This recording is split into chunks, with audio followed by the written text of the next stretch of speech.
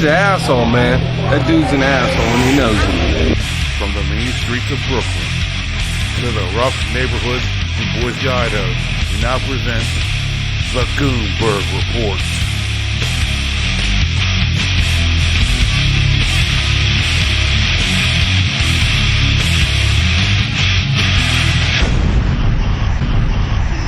Hey, this is Mayor Goonberg with the Goonberg Report. And right now what I'm going to do is I'm going to play a little video for you guys before we get on our topic. That way I'm going to set a little backdrop. So let me look at the mountains of Boise and I'll play this video real quick. Hold on. Also, I am very pleased to see so many who have come out to always see for yourself, where you can hear for yourself and then think for yourself. Then you'll be in a better position to make an intelligent judgment for yourself. But if you form the habit of listening to what others say about something or someone, or reading what someone else has written about someone, somebody can confuse you and misuse you. So as Afro-Americans or black people here in the Western Hemisphere, you and I have to learn to weigh things for ourselves. No matter what the man says, you better look into it. Example of why it's so important to look into things for yourself. I was on a plane between Algiers and Geneva, and it just happened that two other Americans were sitting in the two seats next to me. None of us knew each other, and the other two were white, one a male, the other a female. And after we had been flying along for about 40 minutes, the lady, she says, "Could I ask you a personal question?" I said, "Yes." She said, well, she had been looking at my briefcase, and she said, "Well, what does that X?" She says, "What kind of last name could you have that begins with X?" So I said, "That's it, X."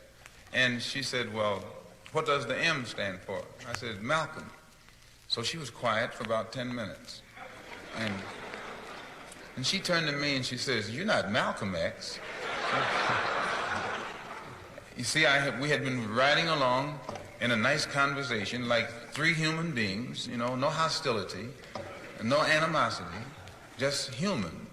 And she couldn't take this. She said, "Well, you're not who I was looking for, you know." And she ended up telling me that she was looking for horns and all that, and for someone who was out to kill all white people, as if all white people could be killed. This was her general attitude, and this attitude had been given her, this image had been given her by the press. So before I get involved in anything nowadays, I have to straighten out my own position, and which is clear. I am not a racist in any form whatsoever. I don't believe in any form of racism. I don't believe in any form of discrimination or segregation. I believe in Islam. I'm a Muslim.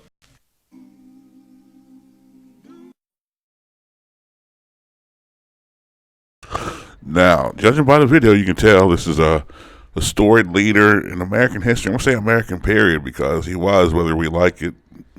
I like it. I love it myself, or you don't like it. But this is Malcolm X, and as he said, he says the same thing that I say. Do your own research. Get up there, and because in the black community, unfortunately, years of DNC bribes and years of DNC playing off of their feelings nobody does any research anymore. There's a couple of videos, especially all these so-called black media outlets on YouTube do not do their own research. There's a situation, and I'm going to talk about it. People talk about child molestation.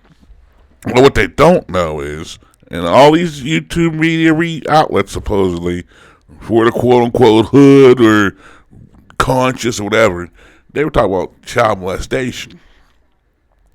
And how certain people get they go overseas and are out the scope of American law. Well, guess what, people? That's a total lie and fraud. The United States pursues people who molest children overseas since 2004. They made a law where Congress passed a measure that it gives federal officials more power to prosecute people who go overseas because they molest little boys. Because I don't know if you remember back in the day. Remember on Dateline, they were doing all these series to catch a predator.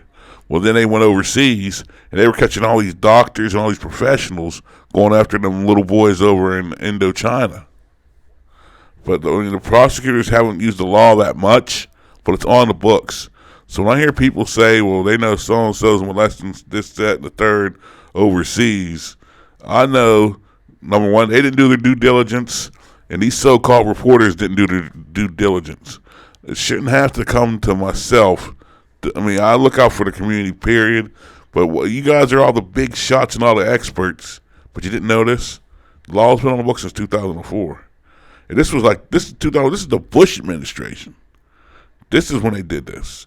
They wanted to adopt a more aggressive agenda because they knew certain people were trying to outskirt the law. So they go, like I said, they spend their money, go to Indochina, they were going to Russia, they go to Africa, and they molest little kids, and they were getting away with it. And they were a lot of them were using under the banner of, religious outreaches, or they were going away on what's that one? The Peace Corps, stuff like that. But now, it goes to prove, to show you that this is doing. I mean, I knew the laws were on the books because, like I said, I stay current with a lot of stuff. So to me, I'm just doing myself. But there are certain things that I know to be true. There's certain things I know I can't deny. But when somebody comes up to me with stupid stuff, and I know that's not a fact, I can debate all day with them. What I do, I go get proof.